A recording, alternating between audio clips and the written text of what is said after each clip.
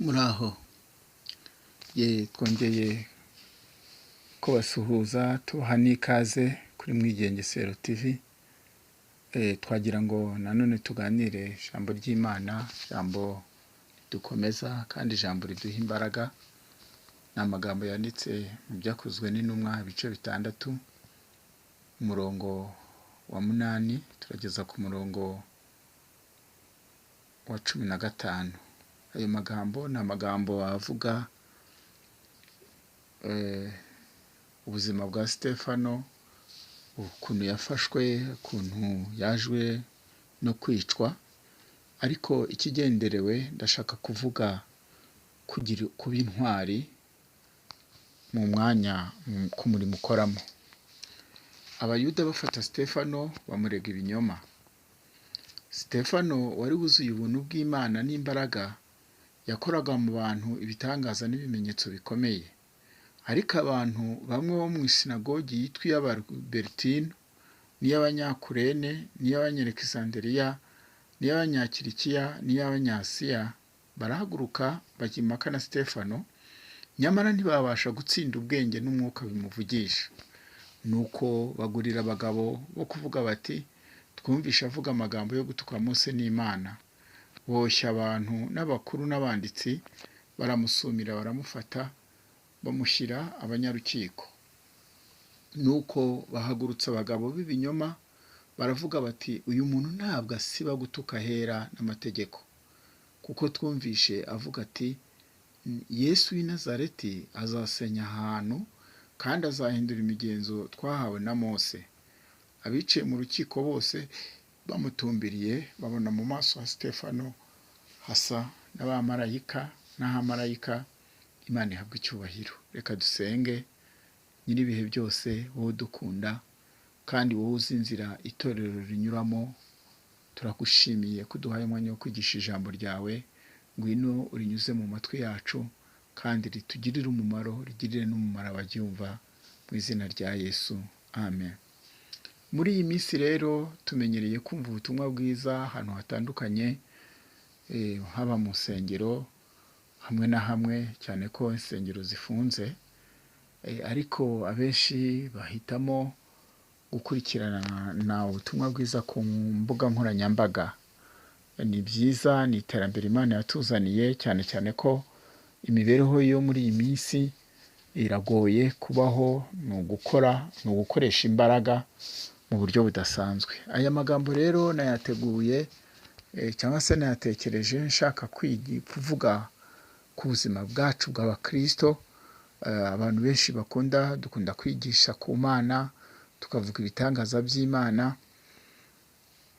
tukavuga ibihe byiza umuntu agira ari mu Mana, ariko ntibibuza ko habaho n'ibihe bibi. Habaho ibihe bibi, umuntu w'Imana agahura n'ibihe bibi. Abuzi bafite ibihe bibi uyu munsi, hari n'abandi bazakurikiraho. Ijambo ry'Imana ubushize twize ku rufatiro, ko abantu b'Imana bagomba kugira urufatiro bubakaho, kandi urwo rufatiro akaba ari intumwa n'abahanuzi. Kandi kuri urwo rufatiro uwaruvuze yashakaga kwerekana ko abantu b'Imana iby'intumwa zahuye nabyo, ibintu intumwa zahuye nabyo, niba twubatse kuri urwo rufatiro natwe tugomba guhura nabyo. Nababwiye ngo icyo nagendereye ni ukuba intwari. Hari abantu babaye intwari mu rugendo, bagaragaje ubutwari ko ari intwari. Nibuka umukobwa wa Yefuta, ise yahize umuhigo ukomeye, aravuga ngo ikizasohoka mu rugo iwe ngo nicyo azatanga. Hanyuma hasohoka umukobwa we, ayo makuru aza kugera ku mukobwa, ise ari kurira amubonye, ariko uwo mukobwa aba intwari, aravuga ati, data ureke ndiririre ubukumi bwanjye umpa amezi, hanyuma ninyarangiza uzantange. Yabaye intwari. Uwo mukobwa yapfanye ubutwari. Nibwira ko yagize iherezo rikomeye.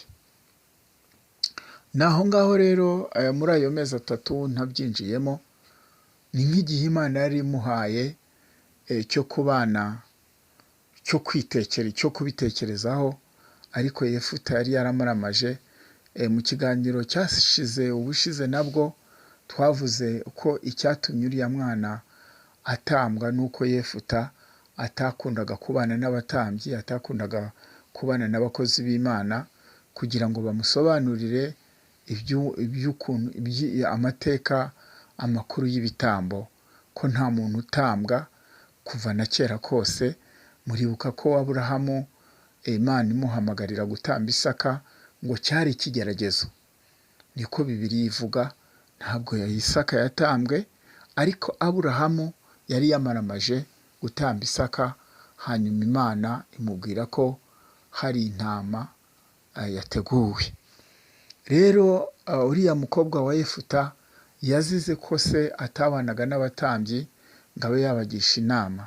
Hariho igihe umuntu aba ukwe wenyine akumva niwe kamara, ariko si byiza. Niyo mpamvu dukwiye kwegera abantu bakuze mu murimo. Nimvuga abantu bakuze, ntabwo ndashaka kuvuga abasaza bafite imvi, kuko hari n'abazifite ujya guhindukira ugasanga ahubwo bakora ibikorwa by'abana.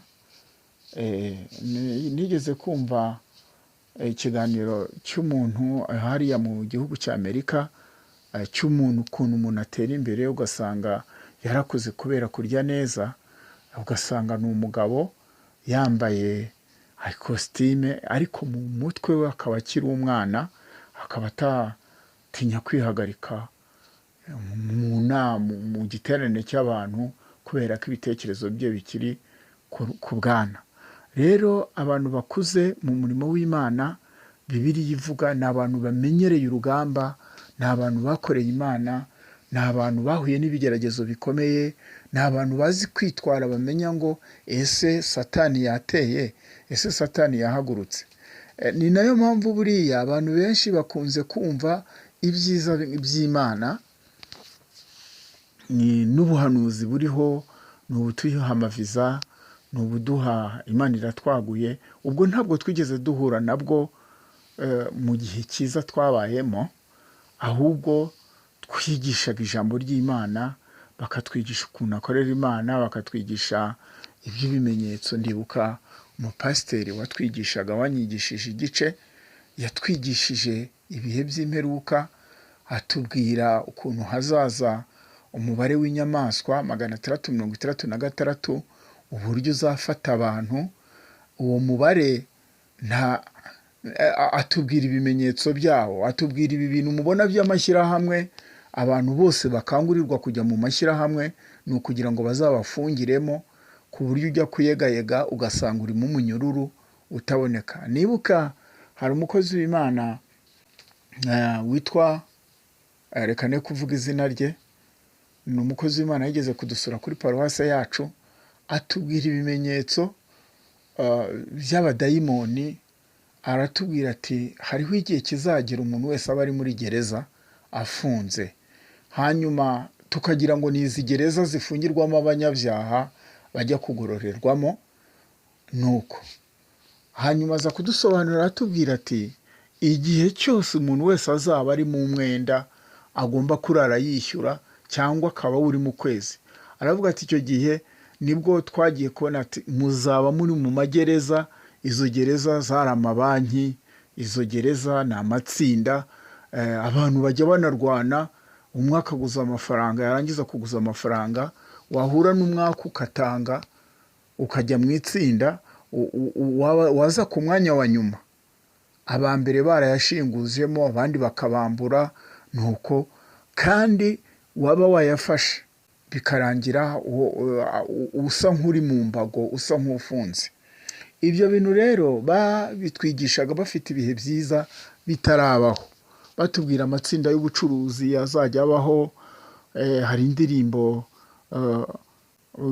twaririmbaga muri korali yacu ngo hazatera inzara mu gihugu, nizaba ari inzara y'ibyo kurya. Noneho baravuga ngo ahubwo ngo azaba ari inzara yo kumva ijambo ry'Uwiteka.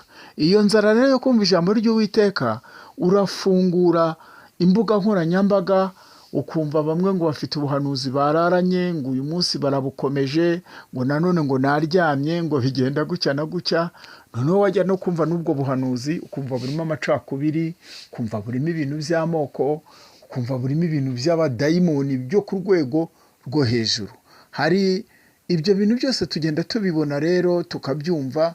Nuko icyo nashatse kuvuga rero ni ubutwari mu rugendo. Muri aba bantu bakoze umurimo w'Imana babaye intwari kandi bahagarara ku cyo bari bashinzwe.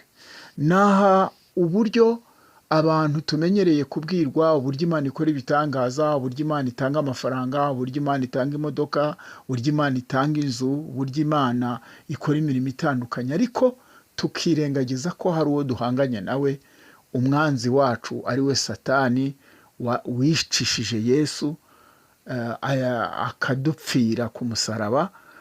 Kandi ibyo bintu bigakorwa n'abantu bitwaga ngo ni abantu b'Imana, bitwaga ngo ni abantu abayobozi b'isengero. Ibyo rero ntitubyigishwe, ibyo rero ntitubimenye, hanyuma ubwo abantu tukayobera iyo ku Mana. Kuyoba ntabwo ari uguta inzira gusa, kuyoba ntabwo ari ukuyobera mu byaha gusa. Hari n'igihe umuntu ayoba akayoba ku manywa, ukayobera mu manywa, amanywa ukayabamo, ariko kubera ko butira ngo ubone ingorane ko hari ijoro riri imbere yawe, ukagumiza ukavoyagurika ugatana muri ayo mayira ahantu hatandukanye. Aya magambo rero ya Stefano ni umuntu ukomeye, ntabwo wari umuntu woroshye. Twagiye dukunze kubona abantu benshi bakunda abana babo, babyara abana bakabita ba Stefano mu buryo butandukanye. Igihe rero Stefano yari umuntu ukomeye, yari umuntu wagize umugisha, ajya ku ishuri. Buriya umugisha wa mbere mu buzima bw'umuntu ni ukwiga. N'ubu utarize nkatwe dukuze dushaje, ejo bundi badusezereye mu babwirizabutumwa abantu benshi batize barabasezerera, babaha amabaruwa avuga ko amasezerano bagiranye ntabwo ari Imana yabasezereye. Aka kantu nkavuge, ntabwo ari Imana yabasezereye, basezerewe n'idini, kuko idini ryavuze ko amasezerano bagiranye nayo yarangiye. Ntabwo rero Imana yaduhamagaye ngo tugirane amasezerano yo kuyikorera hanyuma ivuge ngo aya masezerano azarangira ryari. Amasezerano y'Imana arangira tujya guhembwa. Nakwibutsa umusaza witwa Simiyoni yashaje akorera Imana. Hari umukecuru witwaga Fanuel. Uriya mukecuru yagize ingorane zikomeye, umugabo we ngo apfa bamaranye imyaka 7. hanyuma barangije haje gukurikiraho ko ngo yamaze imyaka 84 ari umupfakazi n'Aburahamu. Nuko byagenze. Inshuti z'Imana rero, uyu Stefano yakoreye Imana. Muri uko gukorera Imana nibo bantu ba mbere batangiye mu murimo, bakora umurimo wa kidiyakoni. Kandi muri uwo murimo wa kidiyakoni bawutangira babarobanura, bari abagabo bafite imbaraga. Stefano rero yari umugabo ngo wize ibintu by'amategeko, yari umucamanza. Hanyuma Bibiliya igaragaza yuko no mu rukiko ngo batashoboye kumutsinda, cyane ko yari afite ubwenge. Mu bintu rero bamuregaga hano ku murongo wa 10 ngo nyamara ntibabasha gutsinda ubwenge n'umwuka bimuvugisha. Nuko bagurira abagabo bo kuvuga bati twumvishe avuga amagambo yo gutuka Mose n'Imana. Bagurira abagabo. Iki kintu nacyo kigeze kubaho mu gihe cya Naboti. Mukahawa ashaka kumunyaga uruzabibu, nibwo yakoze ikintu gikomeye cyane, ngo agurira abanyamasengesho. Yaguriye abanyamasengesho, bakora groupe y'amasengesho. Baravuga bati babwiramo bashakamo abahanuzi. Bamaze kubashaka bavuga ukuntu bazayobya, ukuntu uburari. Hanyuma amasengesho arategurwa, amasengesho arakorwa. Amaze gukorwa, hanyuma abahanuzi barahanura, barahaguruka bati twumvishe mwarati Naboti ati yatutse Imana n'umwami. Naboti yatutse, abinyuza muri systeme y'ubuhanuzi. N'uyu munsi rero hari abantu bitwa ngo n'abapasiteri, abakozi b'Imana bagiye binjira muri politike, baragenda batanga itorero, niko nabivuga, batanga itorero. Bamaze kuritanga, itorero rijya mu kaga, itorero rijya mu bibazo. Uko niko rero Mukahabu yaguriye abanyamasengesho, agurira abari abakozi b'Imana, batangira guhanura ibinyoma. Ibyo byose kandi ikibidutera ni inda. Ni inda, ni imibereho, abantu baba bashaka imibereho. Niho rero uzajya kumva umupasiteri runaka ari gushishikariza abantu kujya mu bintu by'amashyaka, kandi amashyaka nta handi amashyaka ava, aturuka ikuzimu, n'abayabamo n'abayafite.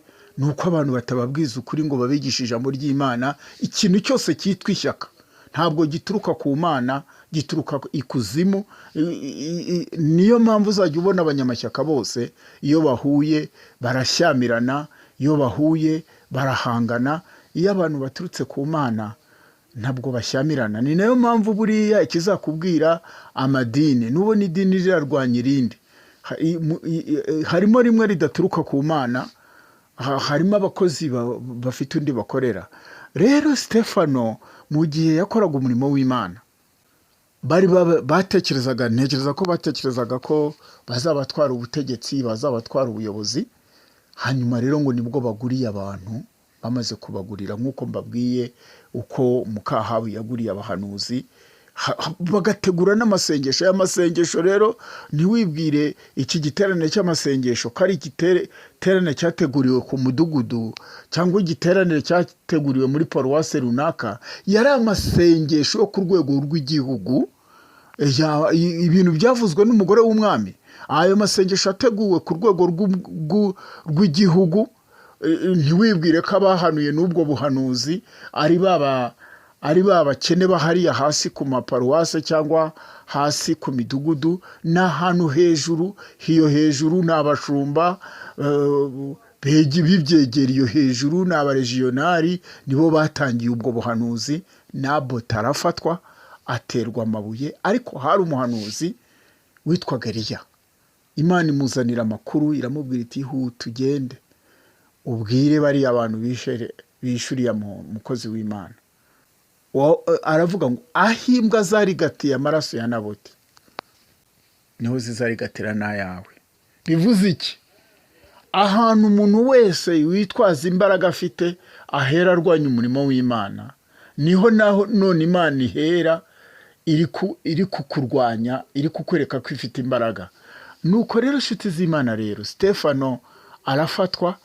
Amaze gufatwa, baramanje bamurega ibinyoma, baravuga ngo atoka ngo Mose ngo nahera. Ivyo bintu ngo abivugira mu rusengero. Hanyuma ariregura. Amaze kwiregura, ariko Imana imuba hafi. Icyo nagendereye niki, yabaye intwari. Bamutera amabuye, araceceka. Uyu munsi rero nta mabuye bakoresha. Umuntu ashobora kukudomeka ikintu, yamara kukikudomeka akaba afite n'abantu babugufi ba hafi aho bamufasha nyine kukumvisha. Nuko Stefano arakomera, aritama mu nkiko, birangira bamukuyemo umwuka, bamuteye amabuye. Bamaze kumutera amabuye, ariko Imana ibaha ikimenyetso cy'uko apfuye neza. Haleluya, Imana ishimwe, kuko afite iherezo ryiza, kuko apfuye urupfu rutandukanye n'urw'abandi bantu bapfa. Buriya hari impfu. Imana ifite ukuntu ihana. Bibiliya iravuga ngo Imana ntinegurizwa izuru. Imana ifite ukuntu ihana. Imana ifite ukuntu ikubita abantu bagiriye abantu b'Imana nabi. Nanone Imana ifite ukuntu ihemba abantu bagiriye abantu b'Imana neza. Nibuka hari umugabo witwaga Yayiro, ngo yigeze yagirira intumwa, azigirira neza, ngo abafasha no kubaka urusengero, isinagogi bateraniragamo. Bukeye yagira ikibazo, arwaza umwana. Abigishwa bagiye kwinginga Yesu, baramubwira bati n'isinagogi bujya duteraniramo buriya niwe wayubatse. Biramunezeza. Hanyuma Yesu nibwo yamubwiraga ati nta mpamvu yo kureka amateraniro, reka turangize amateraniro. Niturangiza amateraniro turi buze kunyuriwe njye kureba uko icyo kibazo kimeze. Mu gihe rero Yesu yari ari mu murimo yigisha ijambo ry'Imana, bari hafi gutaha, haza ibintu bimuca intege, haza ibintu bifite imbaraga nk'ibyo duhura nabyo. Yesu yahuye n'inkuru mbi ikomeye yo kumuca intege. Haba haje ngo umukozi wo kwa Yayiro araza aravuga ati, Yayiro, uramenye ntiwirirwe urushya umwigisha, wa mukobwa yamaze gushiramo iki? Umwuka. Ibyo ni ibintu bica intege umurimo w'Imana. Uyu munsi rero nibuka abantu benshi bigeze bahura n'ingorane batandukanye. Hari mwene data twabanaga mu murimo w'Imana, twabonye ibintu byinshi kandi bidukomeza bikaduha imbaraga. Icyo gihe bendaga kumusengera ku bukuru bw'itorero, hanyuma abari abakuru b'itorero bagenzi be baza gukora ikintu gikomeye, bagurira umukobwa w'umuhanuzi, bategura amasengesho. Ibyo mvuga ni ibintu byabaye muri paruwasi nasengeragamo. Noneho bategura amasengesho, bamaze kuyategura nuko umwe aza guhanura ati, ariko bari bavuze yuko aza guhanura ko hari umuntu yabonye asambana. Hanyuma ayo masengesho uwo bagombaga guhanura ntiyaza. Imana burya ni umuhanga, ni umukozi w'umuhanga. Nshuti y'Imana, nongere ngusubiriremo, Imana ni umuhanga. Petero niwe wanditse ngo izi gukiza abayubaha ibibagerageza. Hanyuma rero byarangiye gute? Sinzi akabazo yagize, hanyuma baza kumuhamagara mu buyobozi. Uwo munsi w'amasengesho wo kuhuye aho kuyazamo aritaba. Agezeyo ya masengesho barayakora, bamaze kuyakora wa wundi nawe atangiza ubuhanuzi, ariko abutangiza wa wundi arahanura atamuzi. Hanyuma umwe muri bari bateguye icyo kintu aza kuvuga, araza kumwegera ati, wa wundi ntabwo yaje, ntabwo yari yaza. Nyuma rero aje kubuhanura yaje. Hanyuma umwe nibwo yavugaga ati, se aravuga ati, ntabwo bishoboka, ati nta kuntu, ati ntabwo bishoboka, ati rwose, ati nibwira yuko ubu buhanuzi twabwumvishe ejo, ntabwo bushobora kuvuga umuntu utari uhari, ntabwo ubuhanuzi buhanura umuntu udahari. Icyo nshaka kuvuga, mvuge n'aka kantu, ntabwo ndi buvuge ku iherezo ry'uwo muntu wari wateguye amasengesho. Yapfuye urupfu rubi, nubwo yari umupasiteri. Nkubwiye ikintu cyamwishe wakumirwa. Yapfuye urupfu rubi, yagize iherezo ribi. Ni muri paruwasi nasengeyemo. Rero icyo nshaka kubabwira, mureke aba bantu barwanya umurimo w'Imana, bakarwanya umurimo w'Imana, bagafata itorero nkaho ari umupira w'ibirere. Hari imipira iratandukanye. Hari balo, izi ngizo abakinnyi bakinira kuri ayo masitade akomeye atandukanye. Hari umuntu w'Imana duherutse kuganira, ndamubwira ariko ntikariya akantu kitwa umupira balo, ntubona imbaraga gafite? Hatese kubera iki? Ndamubwira nti reba amasitade yubakwa ku isi bayubakiye kajya kantu. Arambwira ati, yo, atariko, ati rwose, ati uratekereza, ati waratekereje cyane. Ndamubwira nti kajya kantu bigwa bakina, umwe agahereza undi, ugahereza undi, ugasanga igihugu nta n'inzu. Nibwo namubwiraga nti mu bihugu byose uzumva biri ku isi, nta gihugu na kimwe uzasanga gifite inzu ifite ingengo y'imari nk'iyubatswe kuri stade y'icyo gihugu. Arambwira ati, kariya kantu koko gafite imbaraga. Ni buriya rero gafite cage, ahantu gacagingirwa. Abantu baranarwana, abantu bakarwana bagafatana, bapfuye kajya kantu ntibivuze bifite imbaraga. Ni kandi bakarwana abana buraye. N'umuntu ukagira gutya ugasanga atuye hano mu Rwanda, ari gufana ngo Arsenal. Iyi Arsenal ari gufana nta n'umuntu umuzi, n'abakinnyi bayikinamo ntibanamuzi, azarinda ava mu mubiri ntawe umuzi. Ibyo rero nibyo abatubanjirije hakiriho igitondo umugoroba utaraza, amakuba n'ibyago bitaragwirira, umwijima utaragwirira Afurika, niko nabivuga, umucyo waje nibwo abantu batwigishaga ijambo ry'Imana, bakatwigisha bakavuga bati hari imirimo y'abadayimoni, hari imikino y'abazimu, hari imikino imeze gutya na gutya, ibintu bakabitinyuka. Hari umukino wigeze kwaduka ngo witwaga Muzungu na Rara.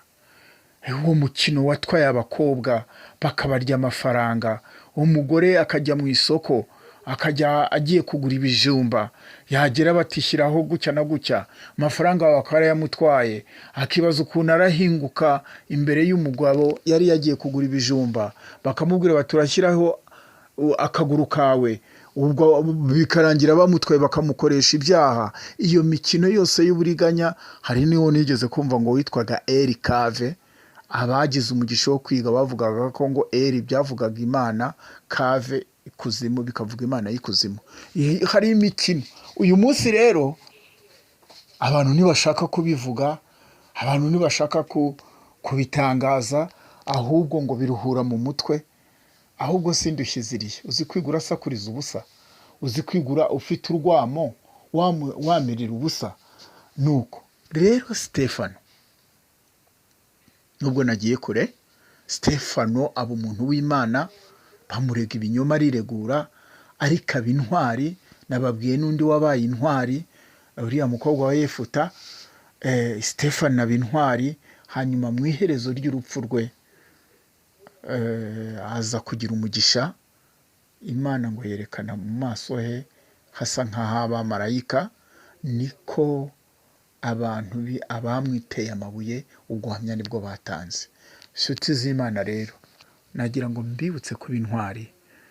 Tuba intwari. Kuba intwari si ukumena amaraso, si ukuvusha amaraso menshi. Kuba intwari ni ukuba intwari yo gukiza abantu, ugakiza amagara y'abantu, ugakiza ubuzima bw'abantu. Kuba intwari ni ukumenya kuri mubi, ukaba intwari ukava mu bubi. Kuba intwari ntabwo ari ukuba ibyiza gusa, gukora ibyiza gusa. Urugero, hari umupasiteri umwe waduhaye ubuhamya ngo yari ari mu rusengero, yagiye mu materaniro, ageze imbere akinjira harimo umukobwa, ngo abona pasiteri yambaye ipantaro, rasane y'ipantaro yafungutse. Hanyuma akimukubita amaso agenda asa nk'umuhobera kugira ngo amukingire abakristo batari babona ko pasiteri ikabutura y'imbere iri kugaragara. Aragenda asa ngo nk'ufata igitenge yari akenyeye aracyifubika kugira ngo batamenye. Aragenda asuhuza pasiteri, mwaramutse mukozi w'Imana, amakuru. Pasiteri ati ni meza. Aramubwira ati hari ijambo ashaka kukongorera nkakubwira. Abafashe pasiteri akaboko, aramuzengurutsa kugira ngo pasiteri atere umugongo abakristo. Abamwinjije hirya, aramubwira ati buriya narindi kugukingira, ati mwihangane mumbabarire, ntabwo ari ubushizi bw'isoni ngize. Ati mwari mugeze kuri aritara tubaye gihinguka, ati mbona rasane y'ipantaro yawe yafungutse, ati ndwana intambara no kugira ngo hatagira abakristo benshi babibona. Pasiteri arapfukama ararira, arambura amaboko, ati twakuraho abana b'Imana nk'aba ngaba, haturakoze kundwanyira intambara. Ati ntekereza yuko ibyo bintu abantu bari kubitinyuka ni bakeya. Hanyuma pasiteri yaje kuduha ubuhamya, aratubwira ngo atanze ubwo buhamya mu rusengero, aza kubona abandi bantu b'abadamu, abandi bantu b'ababyeyi, ngo yahuye nabo barabibona, ngo batinya kumubwira, ngo bagire isoni. Niba hari ikintu giteye ubwoba, isoni zahambye abantu benshi. Hari ahantu higeze kubaho inzara mu gihugu, iyo nzara ibaye mu gihugu, noneho ngo habaga umuco wo gusura abantu. Hanyuma ariko umuntu wese usuye umuntu akagenda yikoreye, muri uko kwikorera akagira, muri uko kwikorera bakamushyira ibintu, bamara kumushyira ibintu nuko nyuma rero nibwo ngo yabwiye umudamu, aramubwira ati rero ngiye kuzipfusha, nimara kwipfusha